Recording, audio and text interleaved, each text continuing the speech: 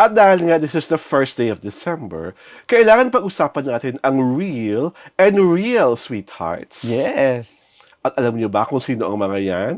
Ito po si Alwin Ignacio, The Diva That You Love. Kasama ko ang aking kaibigang bonggang-bongga. Glency Bongga! Ito po ang The Hitty Show, ang tawing na talakayan ng showbiz edition at syempre pa ang magsasalaysay sa atin kung paano nagpaligaya hina Donnie Pangilinan at si Bel Mariano ay ang aking kaibigang bonggang-bongga. Yes. Glenn, ikwento mo na, ano ba ang kaganapan nilang Don Bell na nangyari sa It's Showtime? Oo, yan na nga.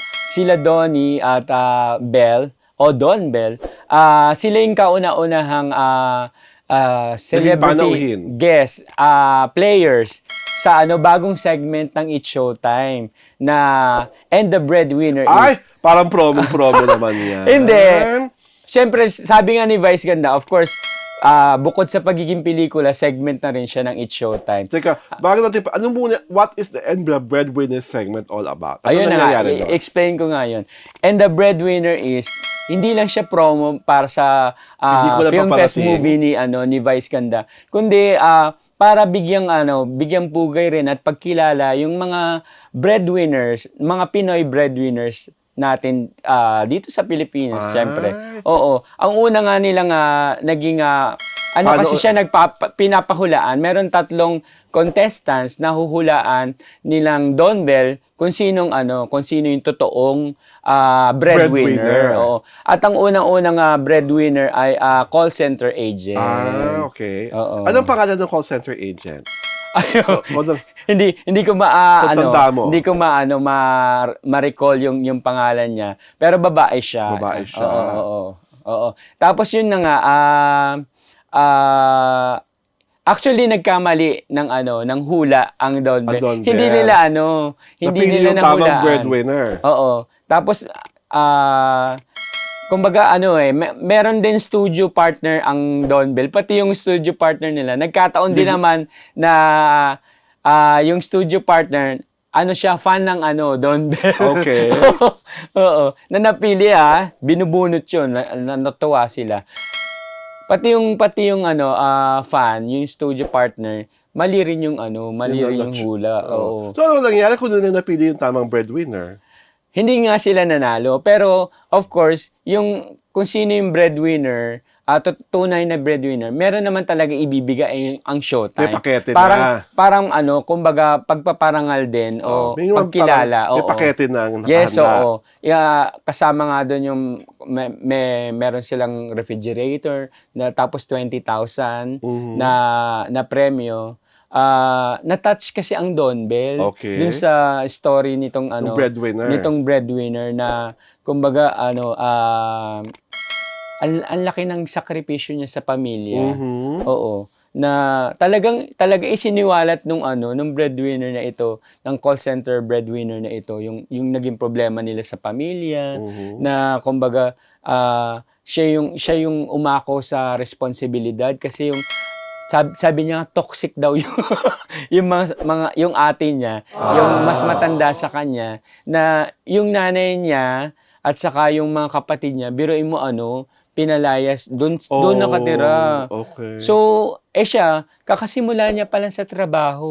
So, kinupkup niya pa rin. Literal na pasan niya ang buong daigdig. Oo, kinupkup niya pa rin yung kanyang kanyang mga kapamilya kahit na nahihirapan siya. So anong ginigay ng Don Bell sa kanya? Ayun nga, ang binigay ng Don Bell sa kanya ay mas malaki pa sa 20K ng Showtime. 50,000. Bongga, di ba?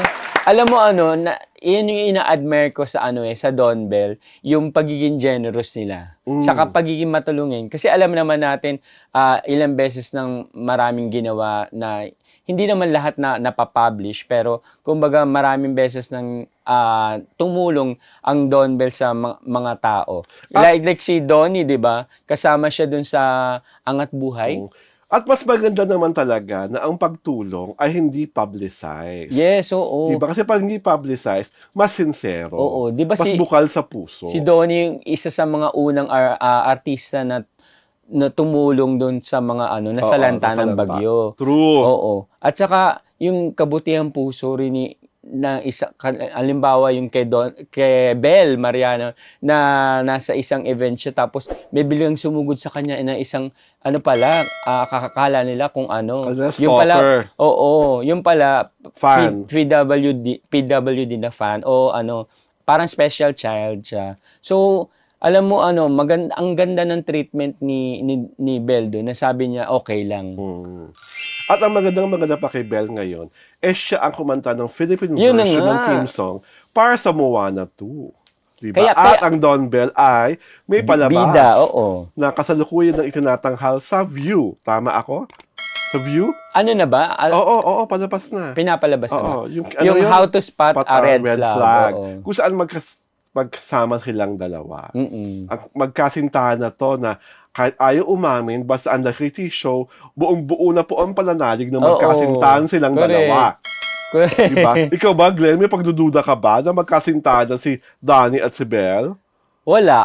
Diba? Oo. Ako, wala namang ano, kumbaga, ikakatuwa pa nga ng marami, kasama na ako kung talagang umamin na sila na talaga, 'di ba? Oo. Mhm. Marami rin na fans nila ang talagang naghihintay noon, 'di ba? Oo.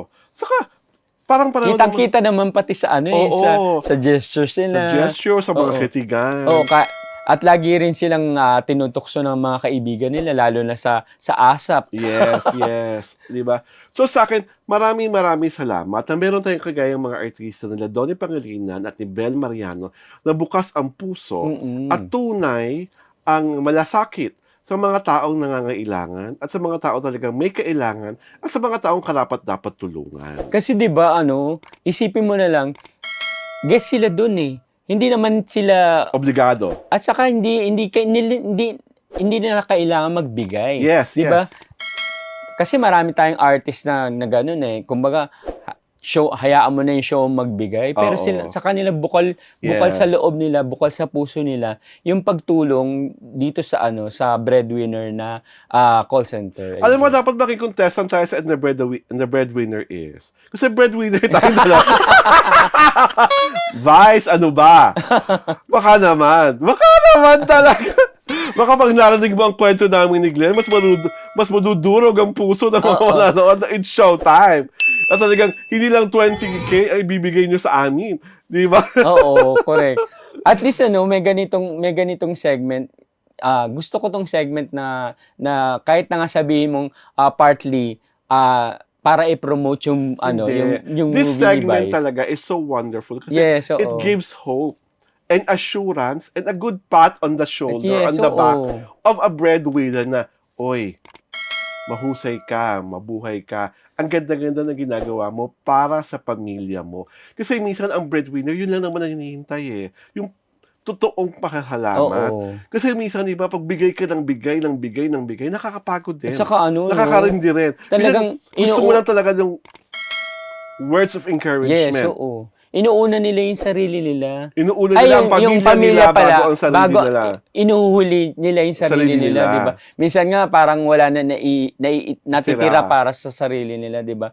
Na alam mo yun, sabi niya nga, ano yung gusto mo, sabi ni Vice, gusto niya lang daw ng bagong sapatos. Alam mo yun, hindi siya makapili ng bagong sapatos dahil pinoprovide niya lahat na para sa pamilya niya. Alam mo, binigyan siya ng 3 pares na sapatos. Di ba? Oo. So, sa akin, to all the breadwinners na nanonood ng reality show, mabuhay po kayo. Kasi po, hindi talaga madali ang buhay natin sa kasalukuyang panahon. Lalo na at alam nyo na, di ba? May drama-rama everyday. Ang mga naghaharing uri at mga nagre-rain ng payaso sa ating paligid-ligid.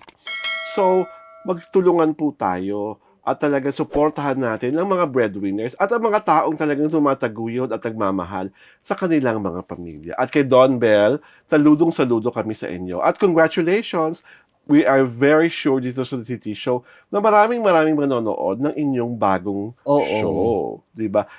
Ikaw ba, bakit nga mahal ng tao ang Don Bell? Kasi ang genuine nung pinapakita nila sa mga tao. Yes. 'Di ba? Oo. Na bukod sa kanilang artistry at craft, meron silang puso para sa mga tao. Ay! Mm. Oo, Oo. totoo. Diba? And it also helps na talagang individually at lalo na pang magkasama nila, ang sarap-sarap at nakakakilig talaga silang panoorin. At isa sila doon sa mga, 'di ba sinasabi ko nga yung mga senior lang yung magiliw sa mga press. Isa sila doon sa mga bagong henerasyon na magiliw talaga sa mga press. Siyang tunay. Ito po si Alvin Ignacio, The River That You Love. Kasama ko ang aking kaibigang Bonggang-Bongga. Lency Bongga! Ito po ang The Kitty Show, ang taray na talakayan showbiz edition.